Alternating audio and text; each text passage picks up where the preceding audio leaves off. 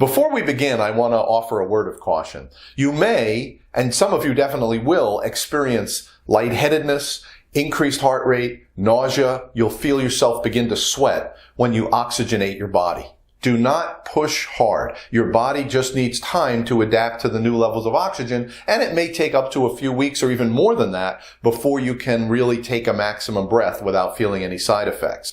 In the morning exercise and the evening exercise, I tell you every day, focus on expanding your lung capacity a little bit more every day, but always stop if you feel any discomfort.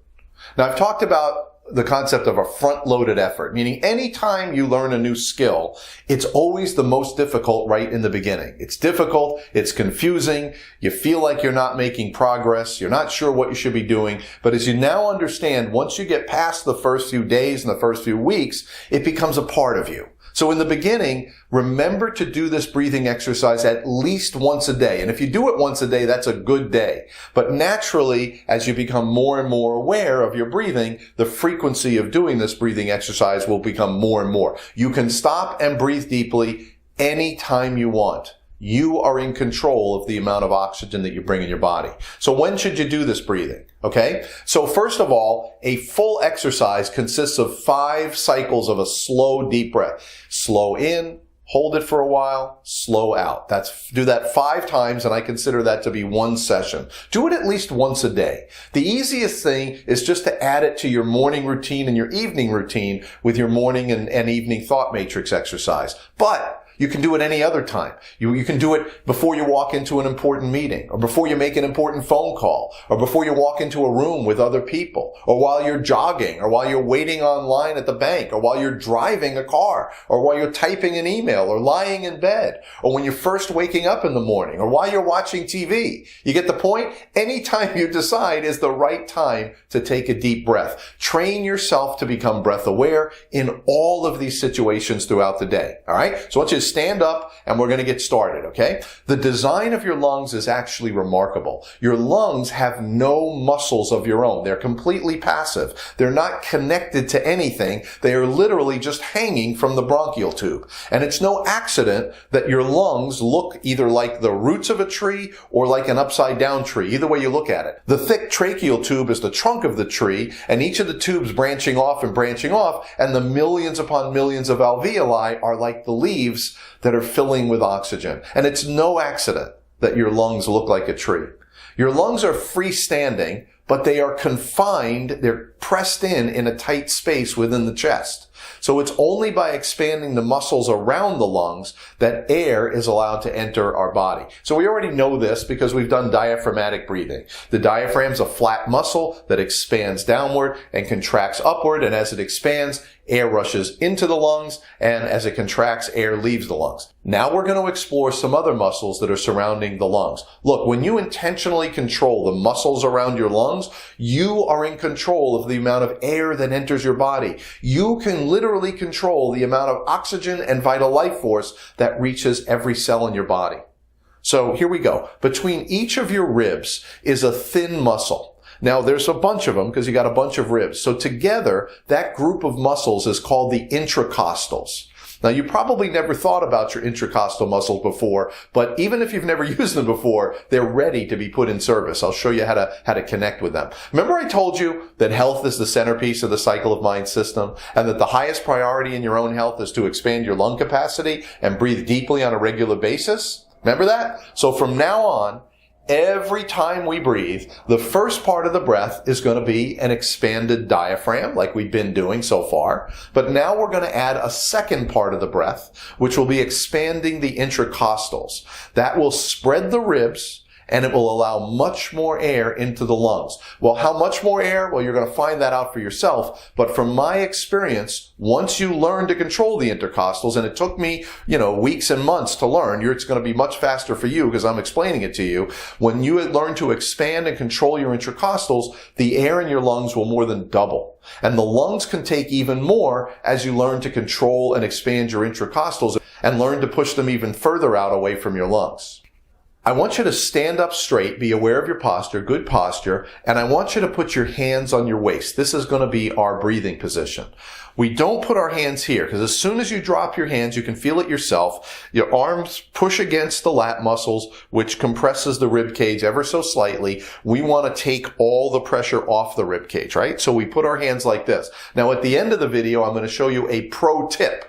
This pro tip, I can tell you for sure if you do this at the beginning, you will pass out. So don't do this in the beginning, but I'm going to show you a pro tip at the end on a different posture that you can use to breathe, okay? So here it is. We put our arms, hands on our waist, our elbows away from our body, and we're going to do a two-phased breath. You'll hear two different sounds. The first part of the breath is exactly what we've been doing. We're going to push the diaphragm, expand the diaphragm down, and that will draw air into our lungs. And the second part of the breath, we're going to expand the intracostals. Now, after I do this breath, I'm going to do it twice, 2 full cycles. After I do it, I'm going to come back to you and I'm going to show you a technique to actually feel your intracostal muscles, and so you'll accelerate in your understanding of how to control them, okay? So here we go.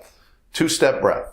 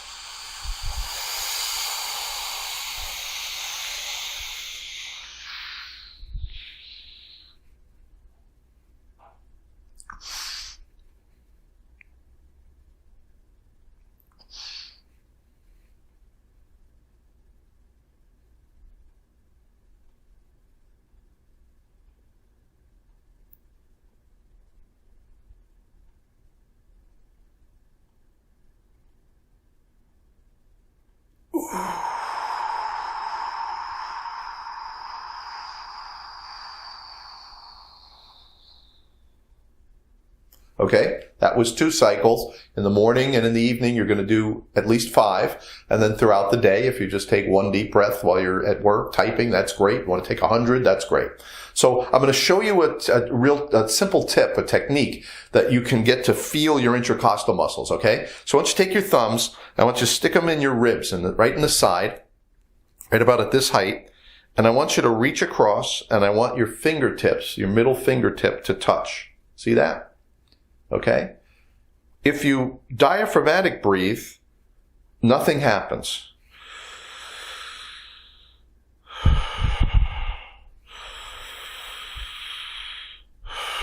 When you engage the intercostals, you'll feel your fingers separate, right? So I'm going to diaphragmatic breathe, then push my intercostals out.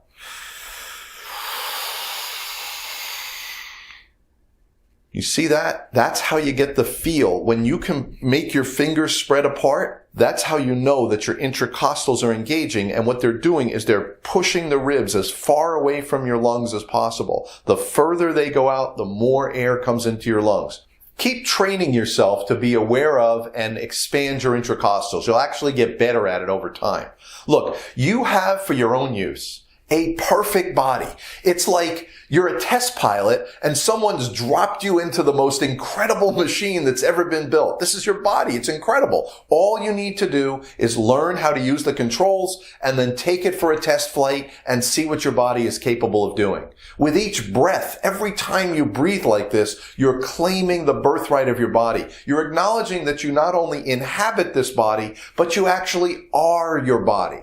And when you become more and more aware of your health, you become as healthy as you can be. Like I told you, mind knows one thing. It knows how to keep itself healthy, how to live, how to thrive.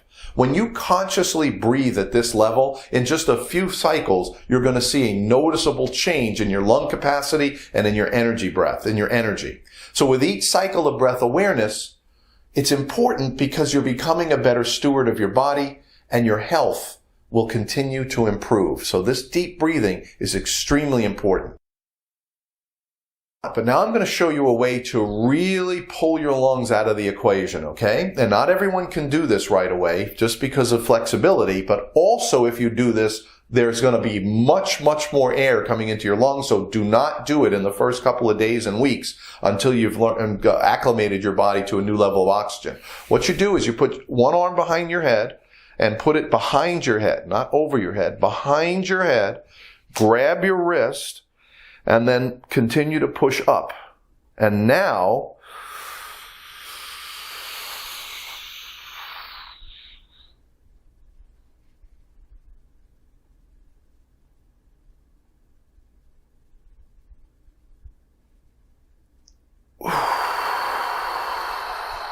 and what this is doing, by putting your arm over your head, you're lengthening the long muscle in your back.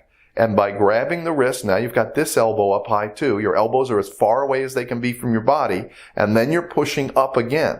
Push up or just leave them there. Push your elbows up. And as you push your elbows up, you can feel these muscles also going up. So you're getting another little break. I'm going to take one more. Do it with me if you're not going to pass out. Ready? We first do diaphragm and then inter-costal, and then we hold it and then release it slowly. Behind the head.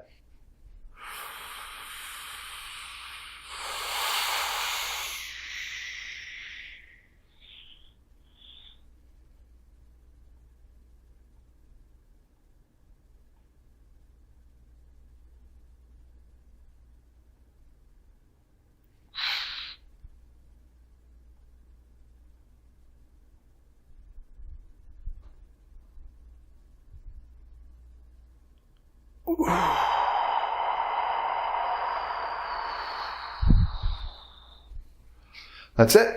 Now, why do we hold the breath at the top? We hold the breath at the top because you'll notice that while you're holding your breath, your heart's beating a little bit faster than once every second. So there's constantly blood coming into the lungs. As I'm talking to you now, there's not a lot of oxygen in there. As I exhale from a deep breath, the heart doesn't stop beating. It keeps going, and all that blood is not experiencing. But when you fill up your lungs, let your heart beat at least 5 times, but you can hold that breath as long as you want. And all of that blood that's getting pumped is finding oxygen and life force in the lungs until now there's only carbon dioxide. Then you exhale and do it again. Do that 5 times. And if you do deep breathing 5 times a day, that's a great day. Consider that a great day. And as you become more aware, you'll do the breathing more and more throughout the day. Okay? I wish you the best of luck with that. You're going to notice a big, big difference in your health. I'll see you soon.